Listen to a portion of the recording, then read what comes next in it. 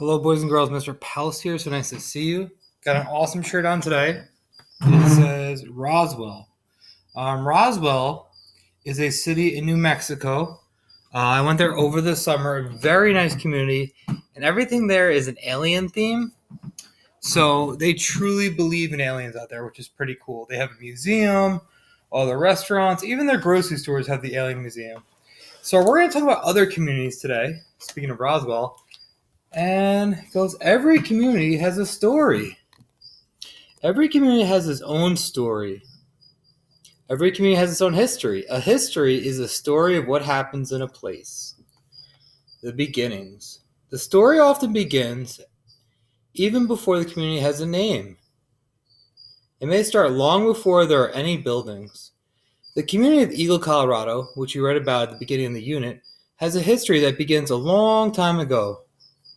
It starts with the first Americans, known as Native Americans, or American Indians. Native Americans have lived in the mountains around Eagle, Colorado for more than 10,000 years. One group, the Utes, lived in this part of Colorado until late 1800s. They lived by hunting wild animals and gathering wild plants, nuts, and berries. Ute leader Chief Ouray and his wife Chapita around 1879. Wow, look at the way they're dressed, boys and girls. Got moccasins on. Beautiful, right? Nice long hair. All right, got a caption. View of Colorado iron and silver mine. Ooh, look at that. It actually looks very dangerous, and I'm sure it was digging for iron and silver a long time ago. Long ago, there's our heading. In 1880, silver was found in the sagebrush-covered mountains close to Eagle. Prospectors or miners came to work in the mines. Settlers also came and started ranching.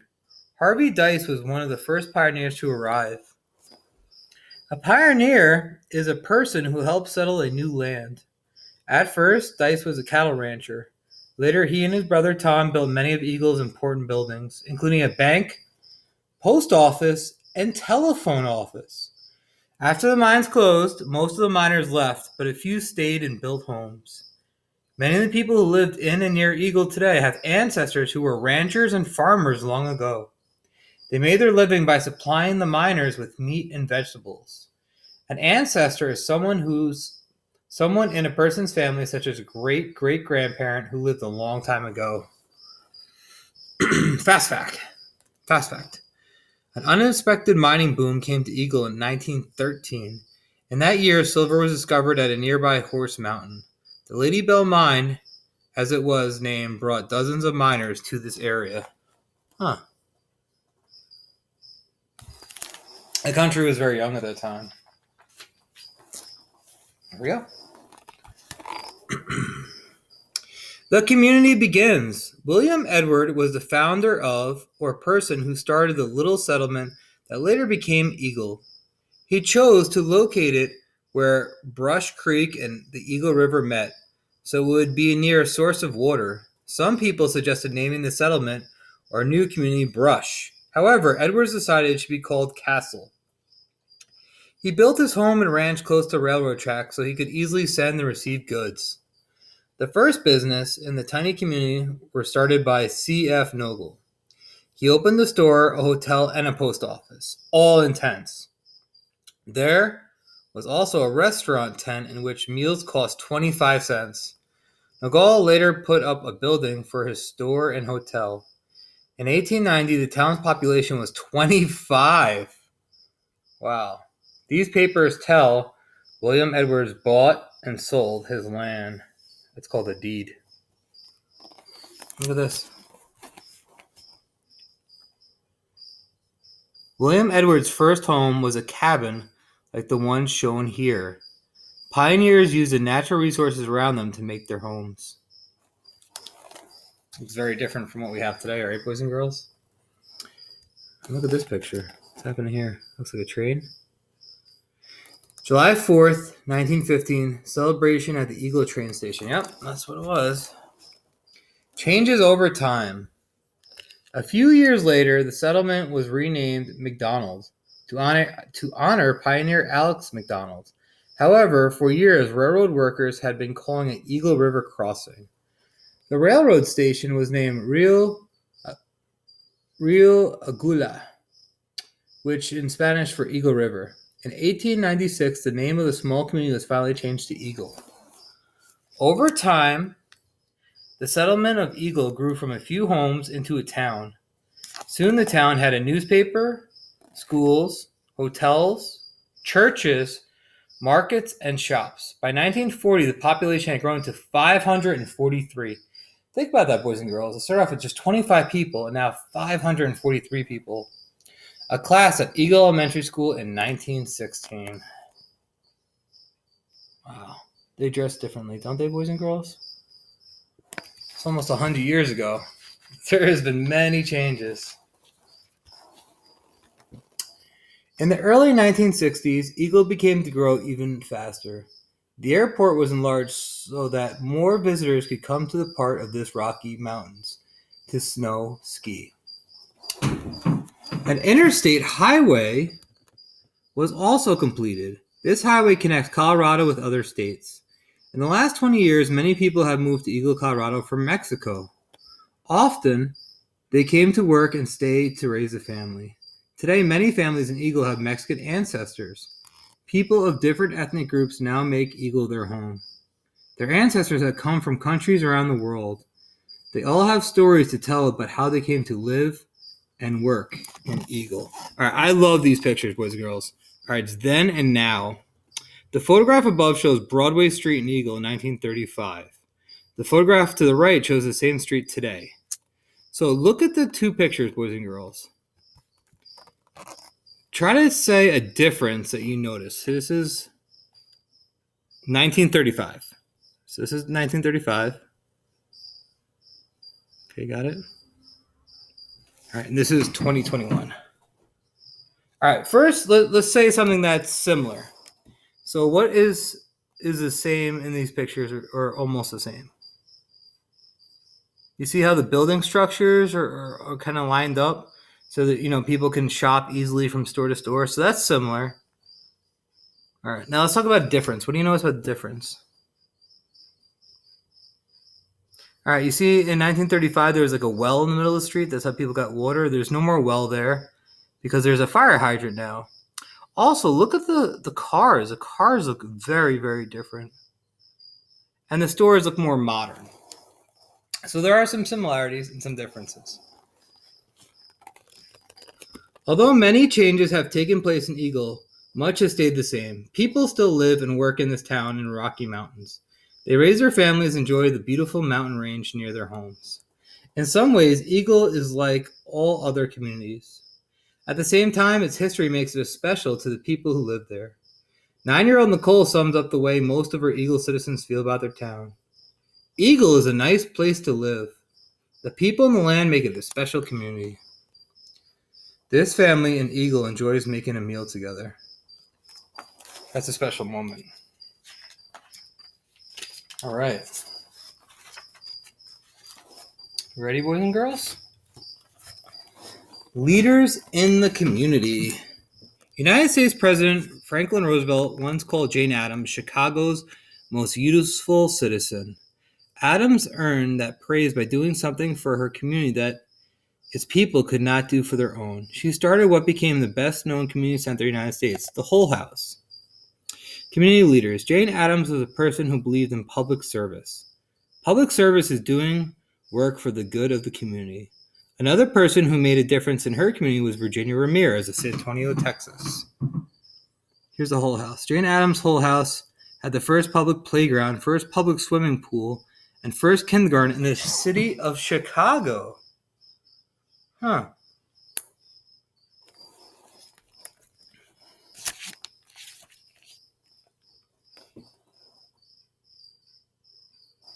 Members of the COPS organization work together to create change in their neighborhood. So COPS is an acronym. That means that each letter represents a word, and we're going to find out what that means. Her neighborhood house was falling apart, and she decided to do something about it. She began working with a community group called COPS, which stands for Community Organized for Public Service. Along with other citizens, Ramirez learned how to work for the good of her community. She learned to speak out at public meetings and work with the others to solve problems. Ramirez had good citizenship skills. She also believed in fair and equal treatment for all citizens. Through her efforts, new houses were built and old houses were repaired. People like Jane Addams, Virginia Ramirez make important contributions to the common good, the good of everyone in a community. Virginia Ramirez worked with COPS to make her community a better place. I like that, people improving our community. It's important. People make a difference. Absolutely. Public service includes many ways of helping a community. One way is to work as a volunteer. A volunteer is someone who chooses to work without being paid. Volunteers can help in a community in times of trouble. After an earthquake or a flood, volunteers collect food, clothing, and blankets for those who need them. In some communities, volunteers help by building or fixing up homes. Another kind of public service is acting as a community leader. All over the United States, leaders help citizens solve community problems. What's happening here? What else? The Army is involved. Let's see what this caption says. A community's water may be unsafe to drink after a flood. Here, members of the National Guard help people get clean water from special water tanks. Yep, National Guard. Government leaders is our heading here. That's what we're going to learn about. Government leaders. The leaders of a community are its government leaders. The people of a community elect or choose by voting many of their government leaders. These leaders include the mayor, judges, and other members of the city or town government. Some leaders are not elected.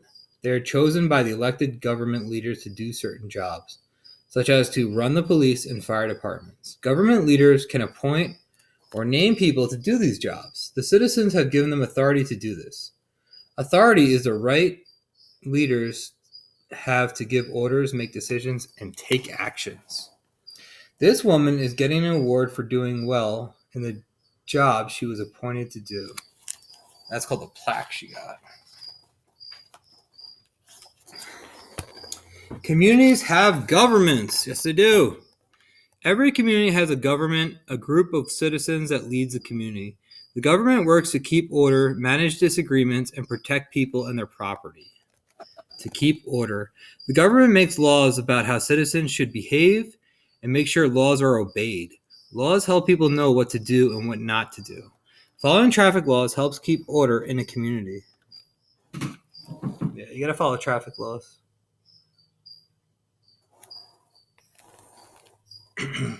Many laws are made to keep people safe. There are speed limits on the streets and highways. There are laws about wearing a seatbelt when driving or riding in a car. In some communities, there are laws about wearing bicycle helmets. There are laws about special car seats for innocents.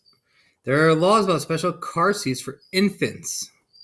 This car seat is being checked for safety. A police officer uses special equipment to find out if drivers are obeying the speed limit.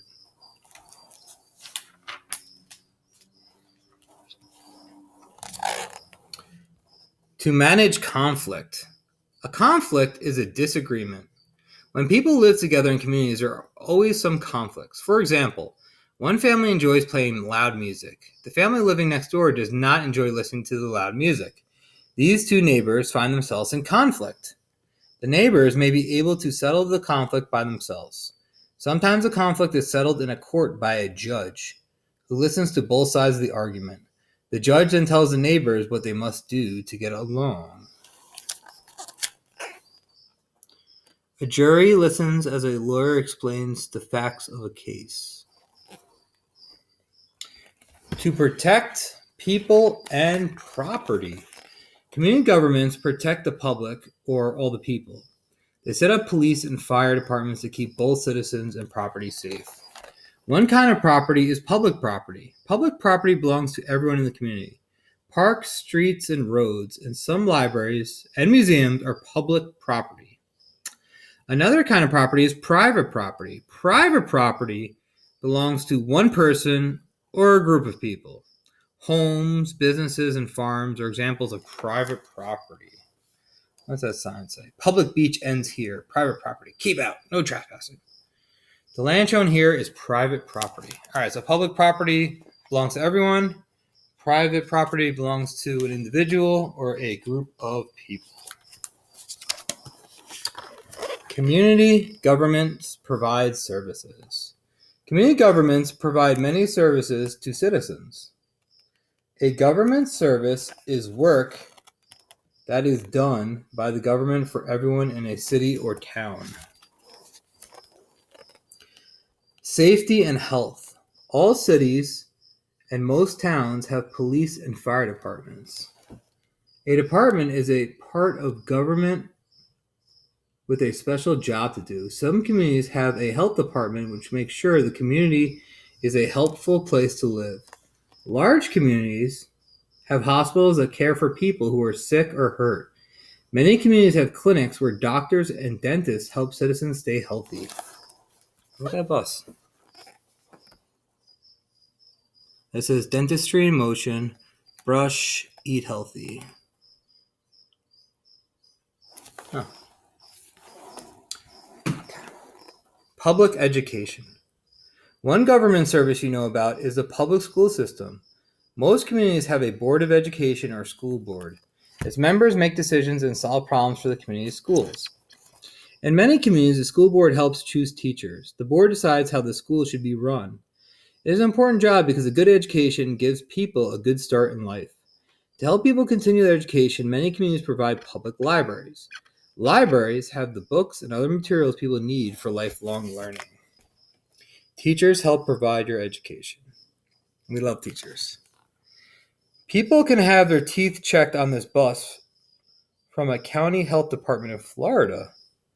Oh, another state we got, boys and girls. You can now find Florida on our map in our classroom. Awesome. Parks and recreation. Many communities have parks and public gardens. Citizens can go to these places to enjoy nature and open space. Parks give people a place for recreation too.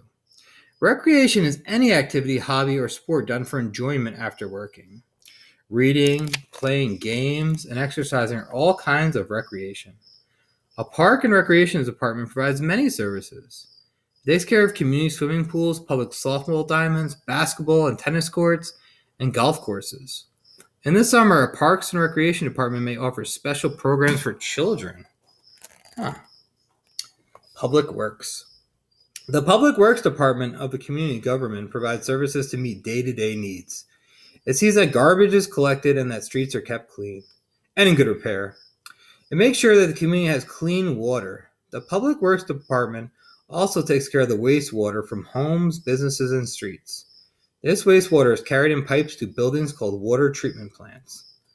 There, it is cleaned before it is returned to the rivers and lakes.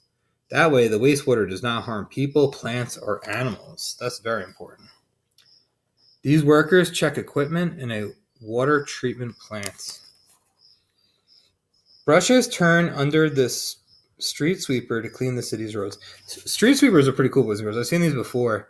Going through Middletown, and like there'll be like a glass bottle on the floor, and it'll just sweep it right into the truck. It won't even break the bottle; it'll go right inside. Oh, here we go. We got New York City, boys and girls, and Central Park. Some of you read that book about Pale Mail.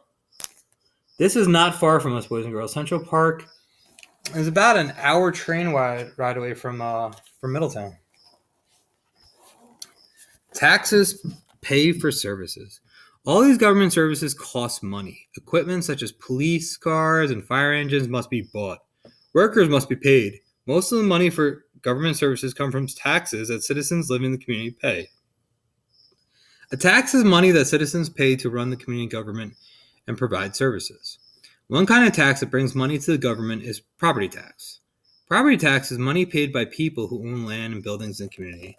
Another kind of tax is sales tax. Sales tax is the extra money that all people pay each time they buy something. For example, in some places, The sales tax is 5 cents for every dollar that the item cost.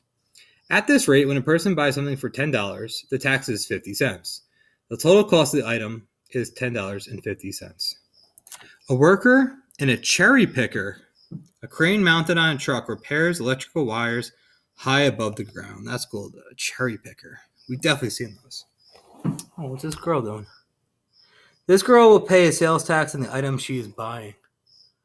That's where it looks pretty cool. Okay. Large communities usually get more tax money than small ones because they have more people, properties, and stores. That is why large communities can often provide more government services than small communities can. A community government, just like a family, must decide how to spend its money. In some communities, members of a city or town council, the group that makes laws, meet to make these decisions. A community government must make choices based on the needs and interests of its citizens. If a government does not collect enough money in taxes, it will not be able to pay for all the services its citizens want. A tax assessor's job is to assess or determine the value of property in the community. Property taxes are based on property values. All right, we're going to stop here for today. I could talk about social studies all day long. I love it because we not only learn about our community, we learn about other communities in the United States and even in the world. So I hope you enjoyed it, and I'll see you soon, boys and girls.